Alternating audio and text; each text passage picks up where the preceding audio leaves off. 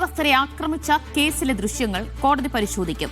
ദൃശ്യങ്ങൾ പരിശോധിക്കണമെന്ന പ്രോസിക്യൂഷൻ ആവശ്യം തിരുവനന്തപുരം ജില്ലാ കോടതി അംഗീകരിച്ചു. സിജോ വി ജോൺ വിവരങ്ങൾ നൽകും. സിജോ, എന്താണ് ഈ കേസുമായി ബന്ധപ്പെട്ട് ഇന്ന് കോടതിയിലുണ്ടായ നടപടിക്രമങ്ങൾ?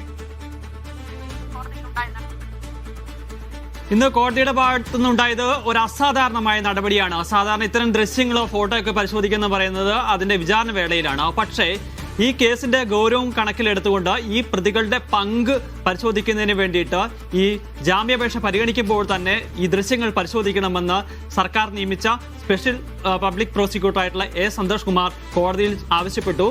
ഈ പ്രതിഭാഗം ഇതിനെ ശക്തമായി എതിർത്തു. ഞാൻ നേരത്തെ സൂചിപ്പിച്ചതുപോലെ ഇത് ജാമ്യാപേക്ഷ പരിഗണിക്കുമ്പോഴല്ല ഇത് പരിഗണിക്കേണ്ടത് എന്നുള്ളതാണ് പ്രതികളുടെ ഭാഗം പറഞ്ഞിരുന്നത്. പക്ഷേ ഈ പ്രതികളുടെ ഈ വാദത്തെ കോടതി തള്ളി പ്രോസിക്യൂഷന്റെ വാദത്തെ അംഗീകരിച്ചുകൊണ്ടാണ് ഈ ദൃശ്യങ്ങൾ പരിശോധിക്കാൻ വേണ്ടി ഇപ്പോൾ തിരുവനന്തപുരം ജില്ലാ കോടതി തീരുമാനിച്ചിരിക്കുന്നത്. ഇന്ന് ഉച്ചയ്ക്ക് ശേഷം ഈ ദൃശ്യങ്ങൾ വിശദമായി പരിശോധിക്കും. അതിനുശേഷമായിരിക്കും കോടതി ഈ പ്രതികളുടെ ജാമ്യാപേക്ഷയിൽ വിധി പറയുക. കഴിഞ്ഞ ദിവസം 13 പ്രതികളാണ് ഈ കേസിൽ ജാമ്യാപേക്ഷയുമായി കോടതി സമീപിച്ചിരുന്നത്. അതിനെ പ്രോസിക്യൂഷൻ ശക്തമായി എതിർക്കുകയും ചെയ്തിരുന്നു.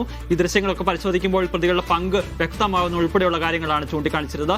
അന്വേഷണം അതിന്റെ പ്രാഥമിക ഘട്ടത്തിൽ മാത്രമാണ് നടക്കുന്നത്. ഒരു കാരണവശാലും ജാമ്യം നൽകരുതെന്ന ആവശ്യം ഉന്നയിക്കുകയും ചെയ്തിരുന്നു. ഇന്നിപ്പോൾ 2 പ്രതികളുടെ ജാമ്യാപേക്ഷ കൂടി കോടതിയിൽ എത്തുകയുണ്ടായി.